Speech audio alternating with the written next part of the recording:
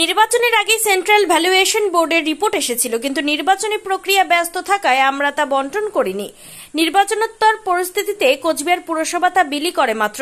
জলপাইগুড়ির মতন ছোট পুরসভা বছরের 19 কোটি টাকা রোজগার করে। কোচবিহারের দিনহাটা পুরসভা ও বেশি আয় করে। শুক্রবার ব্যবসায়ীদের কোচবিহার শহরের বাজার বন্ধ নিয়ে উত্তর দিতে গিয়ে এমনই মন্তব্য করেছেন কোচবিহারের পুরপিতা রবীন্দ্রনাথ ঘোষ। এদিন তিনি আর কি বলেছেন শুনুন। 15 সালে একটা অ্যাসেসমেন্ট হয়েছিল, তার সেটেলমেন্ট না ফিক্স আপ না হওয়ার কারণে সেই সিটিগুলো রাজ্য ভ্যালুয়েশন বোর্ড আমাদের কাছে পাঠিয়েছিল, সেটাই আমরা সার্ভ করেছিলাম। কারণ অ্যাসেসমেন্টটা পৌরসভা করে না, শুধু লেবার সাপোর্টটা দেওয়া হয় এবং ফিক্স আপ করে রাজ্য ভ্যালুয়েশন বোর্ড। যেহেতু নির্বাচন ছিল, সেটাও আমরা যে আপত্তিপত্রের নোটিশটা আমরা স্টপ রেখেছিলাম। তো সেই ক্ষেত্রে আমি একটা উদাহরণ দিই। কুচবিহার উত্তরবঙ্গের সব থেকে বড় পৌরসভা, সেখানে কুচবিহার পৌরসভার পাশাপাশি মালদা আছে, পাশাপাশি জলপাইগুড়ি আছে।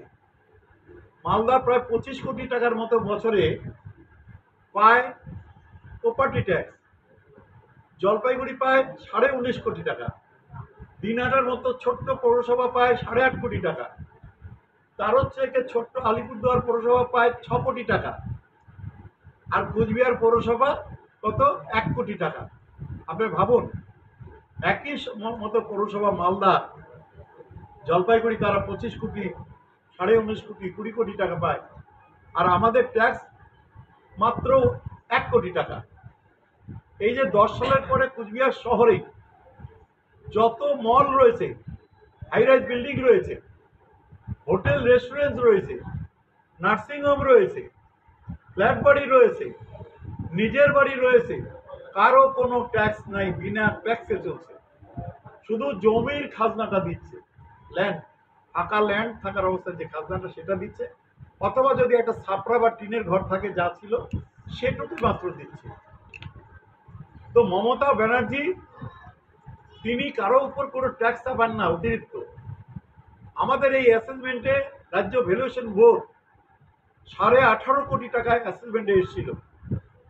আমরা কুচবিহার পৌরসভায় বসে বোর্ডে আলোচনা করে 10 কোটি টাকা সেখান থেকে বাদ দিয়ে প্রপোজাল পাঠিয়েছিলাম। কাদেরটা বাদ?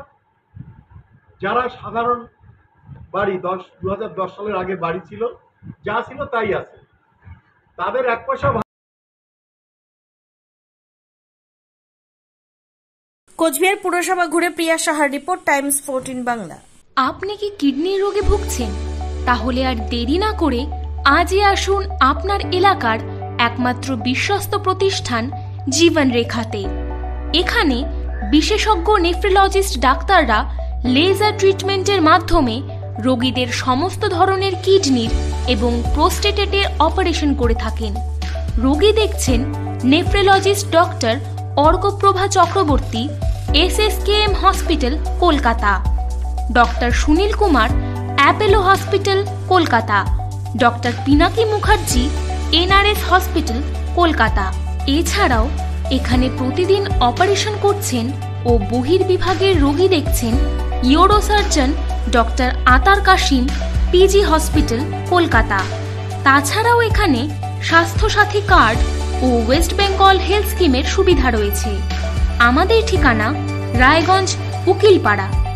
বিশদে জানতে কল করুন 8373066655 অথবা 8373066644 এই নম্বরে।